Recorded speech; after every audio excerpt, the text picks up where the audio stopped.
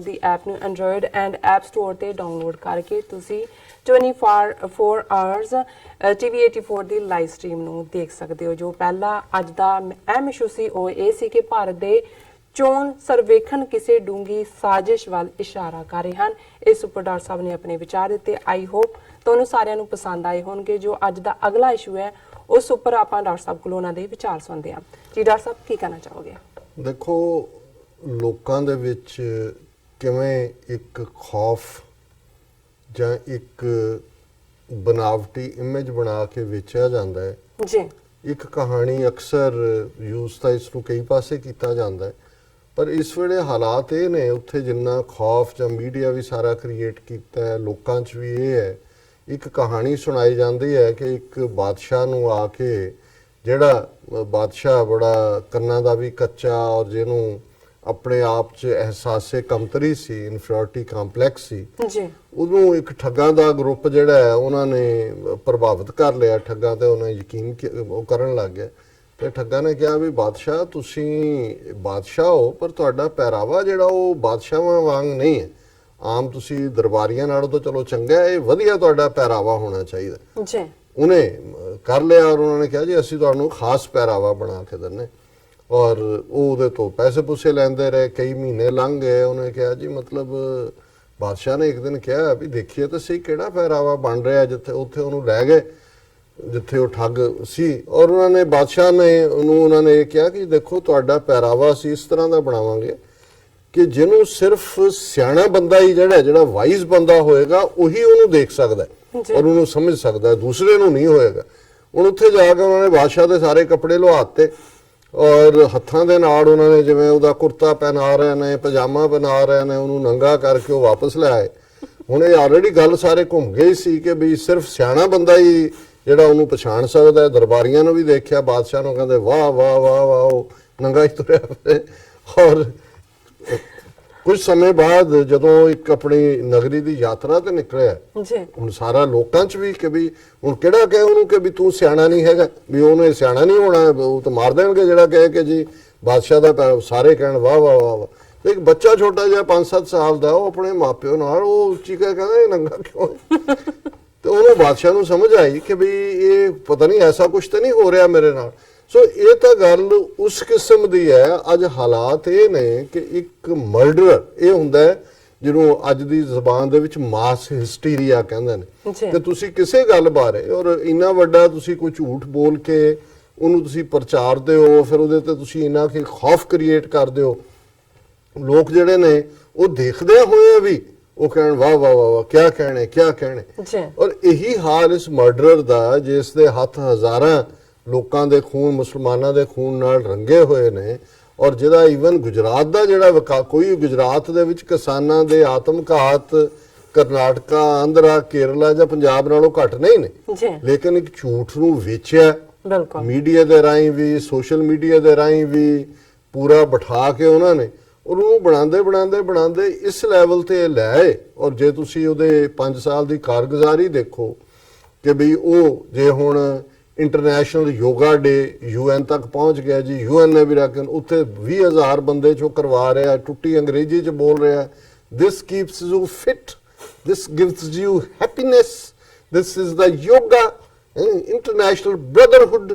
ਉਹਨੂੰ ਯੋਗੀ ਵੀ ਉਹਨੂੰ ਬਣਾ ਦਿੱਤਾ ਹੈ, ਨੀਤਾ ਵੀ ਉਹਨੂੰ ਬਣਾ ਦਿੱਤਾ। ਫਿਰ ਇਹ ਪ੍ਰਭਾਵ ਕਿ 72 ਸਾਲ 'ਚ ਉੱਥੇ ਕਿਸੇ ਨੇ ਕੁਝ ਨਹੀਂ ਕੀਤਾ।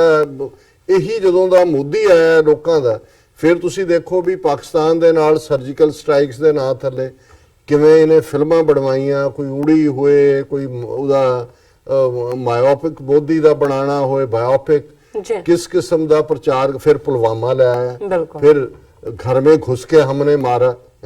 ਫਿਰ ਉਸ ਸਾਰੇ ਚੋਂ ਉਹਦਾ रडार स्पेशलिस्ट होना भी निकल आया कि जी साइंटिस्ट सब कंफ्यूज्ड थे।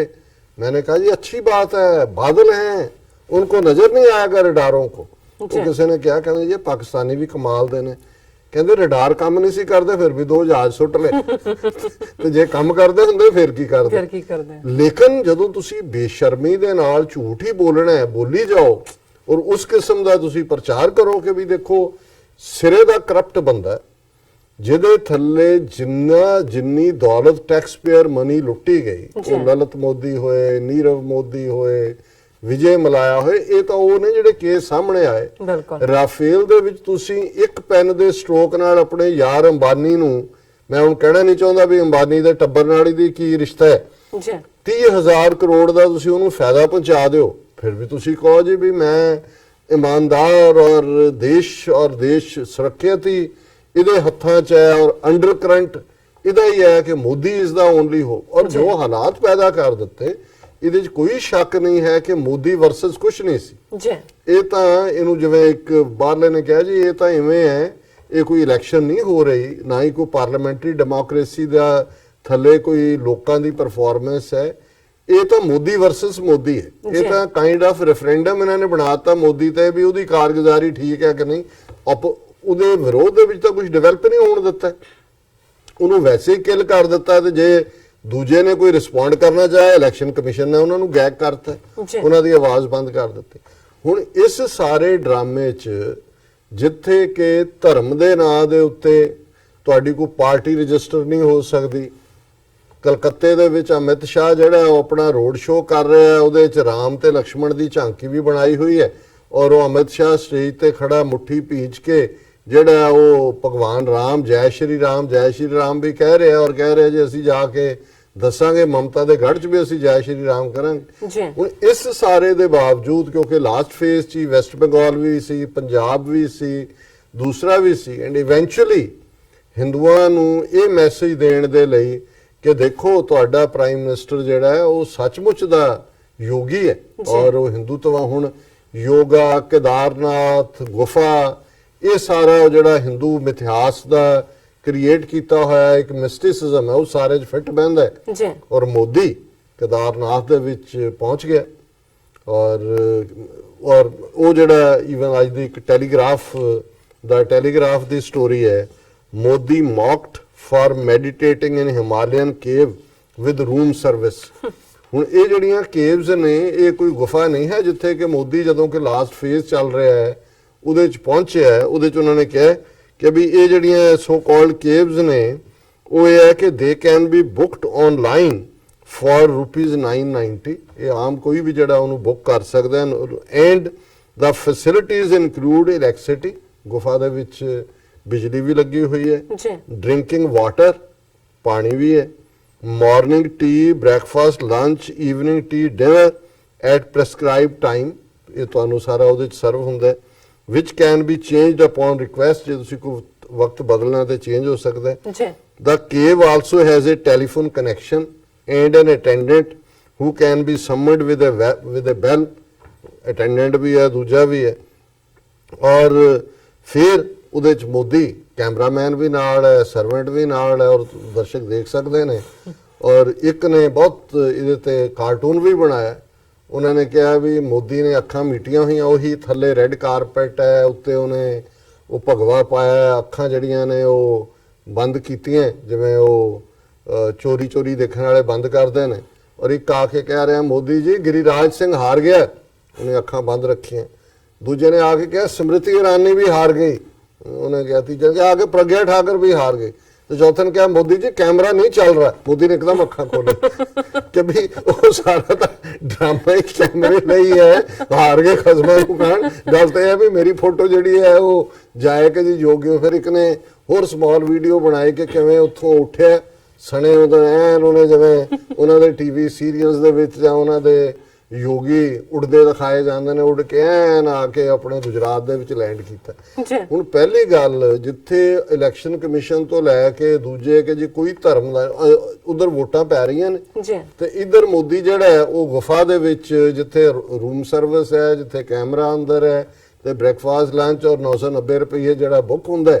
ਪਰ ਮੋਦੀ ਨੇ ਕਿਹਾ ਜੀ, ਮੋਦੀ ਤਾਂ ਮਤਲਬ ਉਹਨੇ ਇਹ ਕਿਹਾ ਕਿ ਦੇਖੋ ਜੇ ਮੈਂ ਤਾਂ ਮੈਨੂੰ ਪਾਵਰ ਮਿਲ ਜਾਏ ਤਾਂ ਵੀ ਮੈਂ ਤਾਂ ਸੰਨਿਆਸੀ ਹਾਂ, ਨਹੀਂ ਮੈਂ ਤਾਂ ਦੇਖੋ ਆਪਣੀ ਘਰ ਵਾਲੀ ਛੱਡ ਕੇ ਦੌੜ ਆਇਆ, 2 ਵਾਰੀ ਝੂਠ ਬੋਲਦਾ ਰਿਹਾ ਐਫੀਡੇਵਿਟ ਤੇ, ਮੈਂ ਵਿਆਹ ਹੀ ਨਹੀਂ ਹੋਇਆ। ਅਖੀਰ ਦੇ ਵਿੱਚ ਉਹਨੇ ਕਿਹਾ ਕਿ ਜੀ ਫਿਰ ਪਿੱਛੇ ਆਪਣੀ ਮਾਂ ਨੂੰ ਮਿਲਣ ਗਿਆ, ਉਹਨੇ ਕਿਹਾ ਜੀ ਮੇਰੀ ਮਾਂ ਨੇ ਮੈਨੂੰ 20 ਰੁਪਏ ਦਿੱਤੇ, ਉਹ ਬਾਅਦ ਆਇਆ ਵੀ ਨੋਟ 500 ਦਾ ਸੀ। ਫਿਰ ਉਹਨੇ ਕਿਹਾ, ਔਰ ਉੱਥੇ ਵੀ ਕੈਮਰੇ ਵਾਲੇ ਨੂੰ ਨਾਲ ਲੈ ਗਿਆ ਕਿ ਮਾਂ ਨੂੰ ਜਿਹੜਾ ਉਹ ਕਰ ਰਿਹਾ, ਔਰ ਉਹਨੇ ਕਿਹਾ ਕਿ ਜੀ ਮੈਂ ਬਹੁਤਾ ਵਕਤ ਨਹੀਂ ਮਾਂ ਨਾਲ ਬਿਤਾ ਸਕਦਾ ਕਿਉਂਕਿ ਮੈਨੂੰ ਦੇਸ਼ ਦਾ ਜਿਹੜਾ ਬਹੁਤ ਫਿਕਰ ਹੈ। ਸੋ ਹੁਣ ਮੋਦੀ ਜਿਹੜਾ ਹੈ, ਉਹ ਸਿੱਧਾ ਯੋਗੀ ਬਣ ਕੇ ਪਹਾੜ ਦੀ ਗੁਫਾ ਚੋਂ ਨਿਕਲ ਕੇ ਔਰ ਸਿੱਧਾ ਪਹੁੰਚਿਆ। ਔਰ ਹੁਣ ਜਿੱਥੇ ਇਹ ਕਿਸ ਕਿਸਮ ਦੀ ਡੈਮੋਕ੍ਰੇਸੀ ਹੈ। ਬਿਲਕੁਲ। ਔਰ ਇਹ ਗੱਲ ਜਦੋਂ ਮੈਂ ਰਿਪੀਟਡਲੀ ਅੱਜ ਦੇਖ ਵੀ ਰਿਹਾ ਸੀ, ਹਾਲਾਂ ਤੇ ਪੜ੍ਹ ਵੀ ਰਿਹਾ ਕਿ ਵੀ ਕੀ ਹੈਗਾ, ਤਾਂ ਚਰਚਿਲ ਨੇ ਜਿਹੜੇ ਲਫ਼ਜ਼ ਜਦੋਂ ਹਾਊਸ ਆਫ ਕਾਮਨਸ ਦੇ ਵਿੱਚ ਮਿਸਟਰ ਐਟਲੀ ਜਿਹੜਾ ਲੇਬਰ ਪਾਰਟੀ ਦੀ ਹਕੂਮਤ ਬਣ ਗਈ ਸੀ ਜੀ, ਔਰ ਪ੍ਰਾਈਮ ਮਿਨਿਸਟਰ ਸੀ ਉਹ ਇੰਗਲੈਂਡ 'ਚ, ਉਹਨੇ ਫਰੀडम ਆਫ ਇੰਡੀਆ ਬਿੱਲ ਪੇਸ਼ ਕੀਤਾ। ਕਲਿੰਟਨ ਦੀ ਚਰਚਿਲ ਦੀ ਪਾਰਟੀ ਹਾਰ ਗਈ ਸੀ, ਕੰਜ਼ਰਵੇਟਿਵ ਖੁਦ ਉਹ ਜਿੱਤਿਆ ਸੀ, ਤਾਂ ਉਹਦੇ 'ਚ ਉਹਨੇ ਜਿਹੜੀ ਤਕਰੀਰ ਕੀਤੀ ਸੀ, ਇਹ 'ਚ ਉਹਨੇ ਕਿਹਾ ਕਿ ਵੀ ਤੁਸੀਂ ਇਹ ਜਿਹੜੀ ਹੈ ਉਹਨਾਂ ਜਿਹੜੇ ਲੋਕ ਫਿੱਟ ਹੀ ਨਹੀਂ ਨੇ ਉਹਨਾਂ ਦੇ ਹਵਾਲੇ ਕਰ ਰਹੇ ਹੋ, ਔਰ ਇਹ ਤੁਸੀਂ ਪਾਵਰ ਉਹਨਾਂ ਨੂੰ ਦੇ ਰਹੇ ਹੋ, ਰਾਸਕਲਸ, ਰੋਗਸ ਐਂਡ ਬੂਟਲੈਗਰਸ, ਇਸ ਕਿਸਮ ਦੇ ਬਦਮਾਸ਼ਾਂ ਦੇ ਹਵਾਲੇ ਕਰ ਰਹੇ ਹੋ ਜਿਨ੍ਹਾਂ ਨੂੰ ਕੋਈ ਪਤਾ ਨਹੀਂ ਹੈ ਵੀ ਕੀ ਹੈ। ਔਰ ਉਦੋਂ ਤਾਂ ਅਜੇ ਗਾਂਧੀ, ਨਹਿਰੂ, ਪਟੇਲ, ਅਬੁਲ ਕਲਮ ਆਜ਼ਾਦ ਵਰਗੇ ਲੋਕ ਸੀ। ਜੇ ਅੱਜ ਤੁਸੀਂ ਉਹਨਾਂ ਦਾ ਕੰਪੈਰੀਜ਼ਨ ਅੱਜ ਵਾਲਿਆਂ ਨਾਲ ਕਰੋ ਤਾਂ ਫਿਰ ਉਹ ਬੜੇ ਵੱਡੇ ਲੱਗਦੇ ਨੇ। ਲੇਕਿਨ ਚਰਚਲ ਨੂੰ ਨਜ਼ਰ ਆ ਰਿਹਾ ਸੀ ਵੀ ਇਹ ਸਾਰੇ ਕਰੁੱਕ, ਰਾਸਕਲ, ਔਰ ਉਹਨੇ ਕਿਹਾ ਕਿ ਜੀ ਇਹ ਜਿਹੜੇ ਨੇ ਇਹ ਲੋਕ ਮਿਲੀਅਨਸ ਆਫ ਪੀਪਲ ਜਿਹੜੇ ਉਹਨਾਂ ਦਾ ਖੂਨ ਮਿਸਟਰ ਐਟਲੀ ਤੇਰੇ ਹੱਥਾਂ ਤੇ ਹੋਏਗਾ, ਤੂੰ ਕਿਹਨਾਂ ਦੇ ਹਵਾਲੇ ਕਰ ਰਹੇ। ਔਰ ਤੁਸੀਂ ਇਸ 72 ਸਾਲ ਦੇ ਵਿੱਚ ਹੀ ਦੇਖੋ ਕਿ ਕਿਸ ਹੱਦ ਤੱਕ ਫਰਾਡ, ਕਿਸ ਹੱਦ ਤੱਕ ਬੇਈਮਾਨੀ, ਧੋਖਾ, ਚੋਰ ਬਾਜ਼ਾਰੀ ਔਰ ਆਮ ਲੋਕਾਂ ਦੀ ਜ਼ਿੰਦਗੀ ਕੀ ਹੈ, ਉਹ ਬਰਾਬਰ ਜਿਹੜੇ ਨੇ ਉਵੇਂ ਹੀ ਸਫਰ ਕਰ ਰਹੇ ਨੇ, ਕਿਸਾਨ ਉਵੇਂ ਹੀ ਆਤਮਘਾਤ ਕਰ ਰਹੇ ਨੇ, ਬੇਰੁਜ਼ਗਾਰੀ ਹੋਏ, ਦੂਸਰੇ ਮਸਲੇ ਹੋਣ ਆਮ ਲੋਕਾਂ ਦੇ ਲਈ ਜਿਹੜਾ ਹੈ ਉਹ। ਔਰ ਜੇ ਤੁਸੀਂ ਥਰੜੇ ਵਰਗ, ਦਲਿਤ ਵਰਗ, ਅਕਲੀਤਾਂ ਦੀ ਗੱਲ ਕਰੋ ਤੇ ਫਿਰ ਅਲਾਮਾ ਇਕਬਾਲ ਨੇ ਜਿਵੇਂ ਬਾਂਗੇ ਦਰਾ ਦੇ ਵਿੱਚ ਨਾਨਕ ਨਜ਼ਮ ਦੇ ਵਿੱਚ ਇਹ ਲਾਈਨ ਕਹੀ ਸੀ ਕਿ ਆਹ शूदर के लिए हिंदुस्तान गम खाना है, दर्द इंसानी से इस बस्ती का दिल बेगाना है। कि अज भी तुसी देखो कि भी ये लगभग 70-80 साल पहला अलामा ने ये नज़म लिखी, उदों अजे गुलामी सी अंग्रेज़ों की, तो पहला ही 47 तो जिहड़े ने चढ़ाई कर गए। उन्होंने कहा कि भाई इस मुल्क दे विच ये जिहड़ा हिंदुस्तान बनया होया है इहदे च दर्द इंसानी से इस बस्ती का दिल बेगा, इत्थे कोई इंसानियत दा दर्द नहीं है। और शूदर दे लई ते इस नूं हिंदुस्तान कहण नालों जे गम खाना कहा जाए कि गम तो बिना कुछ नहीं है। और अज ये तो उदों अंग्रेज़ां दे राज वेले दी गल है, अज सचमुच ही वो गम खाने और इंसानी दर्द ना दी कोई चीज़ नहीं है। उत्थे फ्रॉड विक रहा है, झूठ विक रहा है, और किवें परोस के विक रहा है, और किवें एक नंगे बंदे नूं सारे कह रहे हैं कि वाह वाह वाह तेरी क्या अकल, तेरी क्या खूबसूरती और तेरा क्या पहरावा, पर वो कहते ने नज़र सिर्फ अकलमंद नूं ही आएगा। हुण ये है कि भी जिहड़े अकलों अन्ने ने वो अज अकलमंद ने, और यही है कि भाई जिन्हां दे हथ च गुरु नानक साहब ने जिवें फरमाया सी कि काजियां बामणा की गल थकी, अगद पढ़े शैतान वे लालो। जी डॉक्टर साहब, सब कुछ शैतान दे हवाले है। और आजकल रमज़ान चल रहा है और मैं पाकिस्तान का एक शो शायद इकबाल ने, अल्ताफ इकबाल है उन्होंने नाम, उस देख रहा से उन्होंने 10-20 शैतान बना के बिठाया हुआ, किसी सिंह इधरों निकले ने, किसी इधरों निकले ने, किसी इधरों, तो उन्होंने गुफ्तगू है तो ये समझाने का तरीका है कि भी किवें जिहड़ा शैतान है वो उसकी होंद की है कि भी वो किवें तुहानू उकसांदा है, किवें जिहड़े लोग ने वो किवें वाइसिस दे विच फसदे ने, ऐबां च फसदे ने।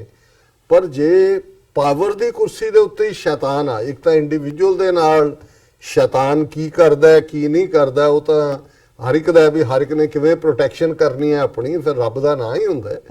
लेकिन ये तो खैर जिवें मैं अक्सर एक परशन की लाइन नूं कोट करदा हुंदा, जिहदा मतलब यह है कि बहुत वार अल्लाह मियाँ भी अपनी दंदां थल्ले उंगली दे लैंदा है भी शैतान नूं रोज़ी कित्थों मिल रही है। पर हुण जे 1 बिलियन 300 मिलियन लोगों की किस्मत जिस बंदे दे कोल है, जिहड़ा अज शैतान इनकारनेशन है, पर वो निकल लो गुफा चो रहा है योगी बन के, ਜੀ ਔਰ ਉਹ ਜਿਹੜਾ ਹੈ ਸਭ ਤੋਂ ਵੱਡਾ ਇਸ ਵੇਲੇ ਉਹਨਾਂ ਦਾ ਸੰਨਿਆਸੀ ਯੋਗੀ ਔਰ ਹੋਪ ਆਫ ਦਾ ਹਿੰਦੂ ਹੈ। ਤੇ ਫਿਰ ਇਸ ਤੋਂ ਤੁਸੀਂ ਅੰਦਾਜ਼ਾ ਲਾ ਲਓ ਕਿ ਵੀ ਇਹ ਗੱਲ ਕਿੱਧਰ ਕਿੱਧਰ ਜਾ ਰਹੀ ਹੈ ਜੀ। ਡਾਕਟਰ ਸਾਹਿਬ ਥੱਲੇ ਨੇ ਆਪਣੇ ਬ੍ਰੇਕ ਤੋਂ ਪਹਿਲਾਂ ਅਸੀਂ ਆਪਣੇ ਦਰਸ਼ਕਾਂ ਦੇ ਸਰੋਤਿਆਂ ਨੂੰ ਫੇਰ ਦੁਬਾਰਾ ਅਪੀਲ ਤੇ ਬੇਨਤੀ ਕਰਦੀ ਹੈ ਵਿਊਅਰਸ, ਜਿਸ ਤਰ੍ਹਾਂ ਕਿ ਤੁਸੀਂ ਜਾਣਦੇ ਹੋ ਕਿ ਟੀਵੀ 84 ਮਨੁੱਖੀ ਹੱਕਾਂ ਦਾ ਪਹਿਰੇਦਾਰ ਹੈ। ਟੀਵੀ 84 ਸਿੱਖਾਂ, ਕਸ਼ਮੀਰੀਆਂ ਅਤੇ ਭਾਰਤ ਦੀਆਂ ਨਾਰਥ ਈਸਟ ਸਟੇਟਾਂ ਦੇ ਲੋਕਾਂ ਦੇ ਸਵੈ ਨਿਰਣੇ ਦੇ ਹੱਕਾਂ ਦਾ ਹਾਮੀ ਹੈ। ਅਸੀਂ ਚਾਹਾਂਗੇ ਕਿ ਤੁਸੀਂ ਟੀਵੀ 84 ਦੀ ਚੜ੍ਹਦੀ ਕਲਾ ਲਈ ਵੱਧ ਤੋਂ ਵੱਧ ਡੋਨੇਟ ਕਰੋ। ਡੋਨੇਟ ਕਰਨ ਲਈ ਸਾਡੀ ਵੈਬਸਾਈਟ tv84.tv ਤੇ ਜਾ ਕੇ ਪੇਪਲ ਦੀ ਵਰਤੋਂ ਕਰਕੇ ਵਨ ਟਾਈਮ ਡੋਨੇਟ ਕਰ ਸਕਦੇ ਹੋ, ਮੰਥਲੀ ਡੋਨੇਟ ਵੀ ਕਰ ਸਕਦੇ ਹੋ।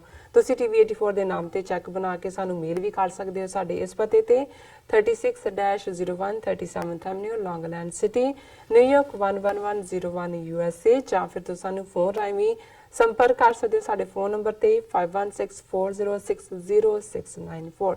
ਵਿਊਅਰਸ, ਵਿਚਾਰਾਂ ਦਾ ਸਿਲਸਿਲਾ ਇਸ ਤਰ੍ਹਾਂ ਚੱਲਦਾ ਰਹੇਗਾ। ਮਿਲਦੇ ਹਾਂ ਛੋਟੇ ਜਿਹੇ ਬ੍ਰੇਕ ਤੋਂ ਬਾਅਦ।